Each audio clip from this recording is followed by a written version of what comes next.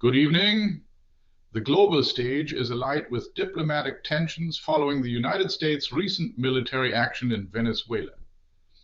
In a special session of the United Nations Security Council, both Russia and China have sharply condemned the American attack, accusing Washington of overstepping its bounds as a self-proclaimed global authority.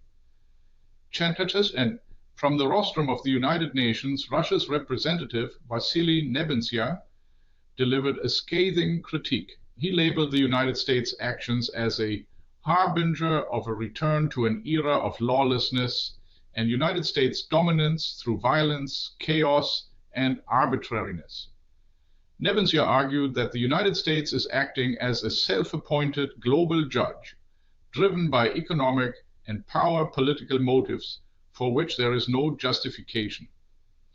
He urged member countries of the Security Council to decisively reject the methods and instruments of American military foreign policy. This condemnation comes even as Russia itself has been engaged in an attack on Ukraine, widely considered a breach of international law for almost 4 years.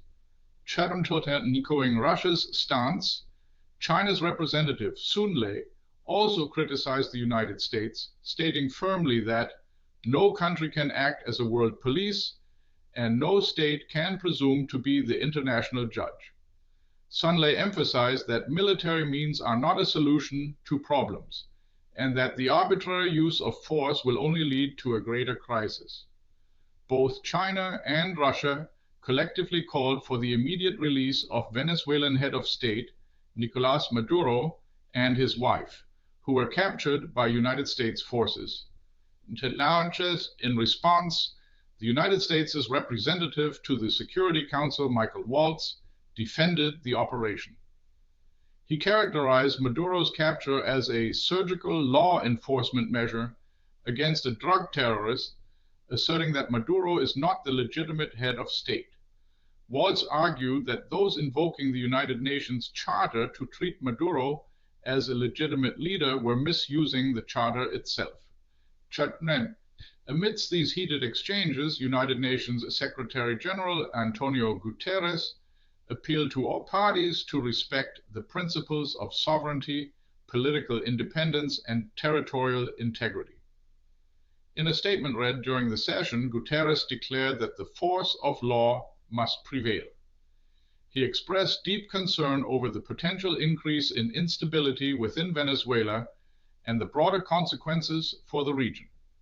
In Venezuela's United Nations representative Samuel Moncada leveled serious accusations against the United States, claiming the attack was motivated by the country's vast raw material reserves. He pointed to public statements by United States President Donald Trump since the attack, where Trump has repeatedly discussed American oil companies becoming active in Venezuela. Moncada accused Washington of a comprehensive breach of international law, citing violations of the United Nations Charter, the Geneva Conventions, human rights guarantees, and the immunity of a sitting head of state. And the United States had launched its attack on targets in Venezuela in the early hours of last Saturday, capturing the authoritarian head of state Maduro and his wife before transporting them out of the country. Maduro has since been indicted in New York on various charges, including drug offenses. It was this action that prompted the Venezuelan government to request the special session of the Security Council in Chesney. The Security Council, a principal organ of the United Nations, is tasked with maintaining international peace and security. It possesses the authority to impose economic or travel restrictions on states, adopt legally binding resolutions, and, in extreme cases, authorize military measures, often in the form of United Nations missions. Russia, China, and the United States, along with France and the United Kingdom, are the 5 permanent members of the Security Council. Their power of veto allows any of them to block substantive resolutions even if all other members agree. This mechanism frequently limits the Council's ability to act in many conflicts, especially when one of the veto-wielding nations is directly involved. As this international drama unfolds, experts are weighing in. While many international law scholars consider the United States' attack a clear breach of law, the German federal government has been more reserved in its commentary.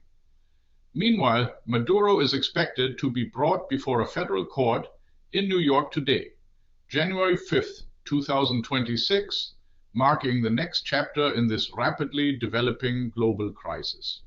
Stay tuned for more updates on this developing story. This video was generated using artificial intelligence. Thanks for watching. If you enjoyed this video, don't forget to give it a thumbs up and subscribe to our channel for more updates. See you next time.